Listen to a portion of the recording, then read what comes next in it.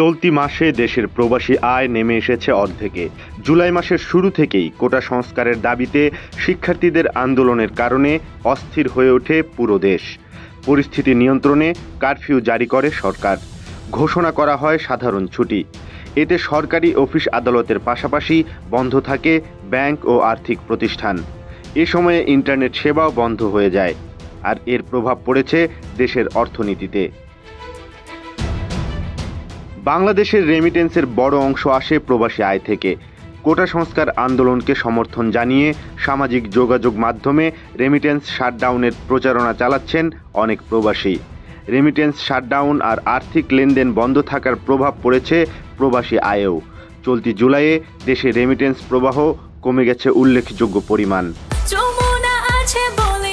Jamuna refrigerator, খাবার fresh তো life জম্পেশ।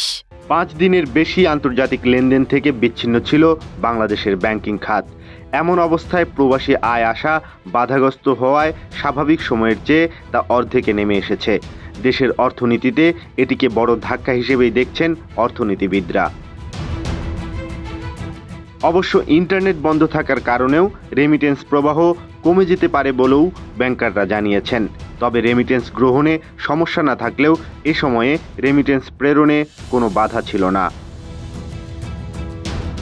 জানা গেছে চলতি জুলাই মাসের 18 তারিখ পর্যন্ত দেশে রেমিটেন্স জমা হয়েছিল 142 কোটি 20 লাখ ডলার, আর পরের সপ্তাহের 6 দিনে এসেছে মাত্র 7 কোটি 80 লাখ ডলার।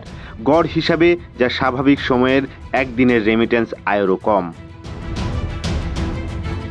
বাংলাদেশ ব্যাংক বলছে চলতি জুলাইয়ে 27 তারিখ পর্যন্ত প্রতিদিন রেমিটেন্স এসেছে 5 কোটি 77 লাখ মার্কিন ডলার করে। অথচ গত জুন মাসে এর পরিমাণ ছিল প্রতিদিন 8 কোটি 46 লাখ ডলার।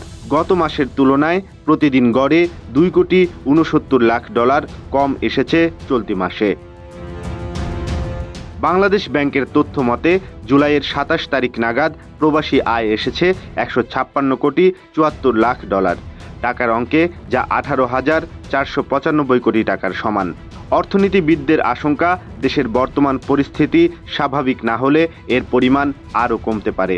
অর্থ পাচার, হুন্ডির মতো অবৈধ লেনদেন বেড়ে যাবে, যা দেশের অর্থনীতির জন্য সুখকর হবে না। এদিকে এরই মধ্যে কোটা আন্দোলন দমনে সরকারি পদক্ষেপে নাখোশ প্রবাসীদের অনেকেই বৈধ পথে রেমিটেন্স না পাঠানোর জন্য সামাজিক যোগাযোগ মাধ্যমে রেমিটেন্স শাটডাউন ঘোষণা দিয়েছেন। তবে এই বিষয়টি অর্থ পাচারকারীদের সক্রিয় করে তুলবে বলে বলছেন বিশেষজ্ঞরা। যদিও বাংলাদেশ ব্যাংক থেকে বলা হচ্ছে এই অবস্থা সাময়িক, এটা শীঘ্রই কেটে যাবে। রেমিটেন্স শাটডাউনের প্রভাব পড়বে না রেমিটেন্স আয়ে।